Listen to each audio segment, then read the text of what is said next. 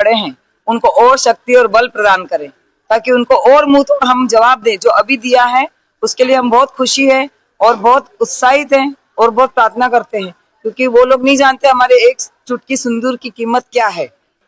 जी बिल्कुल बिल्कुल, जितने भी जवान जो सीमाओं पर हैं, प्रधानमंत्री जी को जिन्होंने देश की 140 करोड़ जनता के मन की बात को समझा, दिल के दर्द को समझा, उसके दर्द को समझा, उसके गुस्सा को समझा, और जिस तरह हमारी सशक्त सेनाओं ने अदम्य साहस और शौर्य के साथ पाकिस्तान में पल रहे आतंकवाद का विनाश करने का काम किया है, उसके लिए मैं सलाम करता हूं, मैं धन्यवाद अर्पित करता हूं हमारे देश की सरकार को। आज कहीं न कहीं जो शुभम की जिस तरह से शहादत पहलगाम, जी जी, आज कहीं न कहीं शुभम को एक असली श्रद्धांजलि और एक कहा जाए शांति मिली। जी हाँ, बिल्कुल। आज हमारा परिवार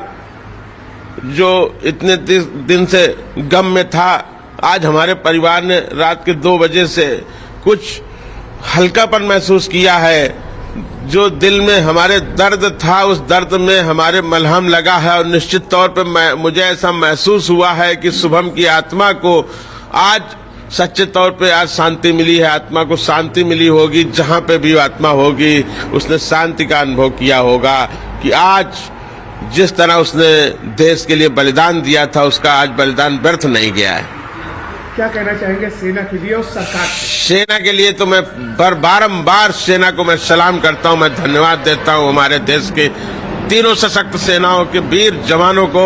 जिन्होंने देश की रक्षा के लिए, देश की अस्मिता के लिए अपने धर्म का पालन करते हुए पाकिस्तान में बैठे हुए आतंकवादियों के आकाओं को विध्वंस करके विनाश कर दिया है, उन राक्षसों का। मैं सेना को बारंबार सलाम करता हूं, और मुझे उम्मीद है कि आने वाले समय में भी अगर किसी तरह की गलत हरकत पाकिस्तान ने करने की कोशिश की तो विध्वंस कर देंगे, विनाश कर देंगे उस आतंकवाद के आका को। एक कहीं न कहीं एक विश्वास बढ़ा है सेना के प्रति, जी, क्योंकि जिस तरह से आप लोग लगातार कार्रवाई की मांग कर रहे थे, जी, सरकार से मांग कर रहे थे, सरकार के प्रतिनिधि आपके पास आए थे, जी, कहीं न कहीं एक विश्वास भी बढ़ा है। जी हाँ, बिल्कुल। मैं पहले दिन से सरकार से, माननीय देश के माननीय प्रधानमंत्री जी से मांग कर रहा था कि छोटी मोटी कार्रवाई से नहीं, मिलिट्री ऑपरेशन, सेना की कार्रवाई से ही इस तरह के राक्षसों का, इस तरह के दुष्टों का विनाश करके ही आतंकवाद पे काबू पाया जा सकता है। क्योंकि जिस भाषा को ये लोग समझते हैं, जिस भाषा में उनको जवाब देना चाहिए, आज उस भाषा में हमारे देश के प्रधानमंत्री जी ने जवाब दिया है, हमारे देश की सशक्त सेनाओं ने उनको जवाब दिया है। आज उन्होंने आतंकवाद के समूल नाश का शुरुआत कर दी है, और निश्चित तौर पर मेरा मानना है कि अब आतंकवाद का समूल नाश ही करेंगे हमारे प्रधानमंत्री जी।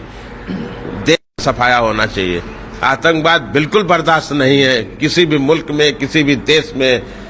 चाहे वो हमारा देश हो या कोई और देश। एक आगे क्या चाहिए? निश्चित तौर पे आतंकवाद पे निर्णायक कार्रवाई का जो दौर शुरू हुआ है जारी रहना चाहिए, इसमें रुकावट नहीं आनी चाहिए, और जहां जहां भी हमारी सेना को, हमारी सरकार को ये लगे कि इस जगह से आतंकवाद के बीज का पुनरोपण हो रहा है, आतंकवाद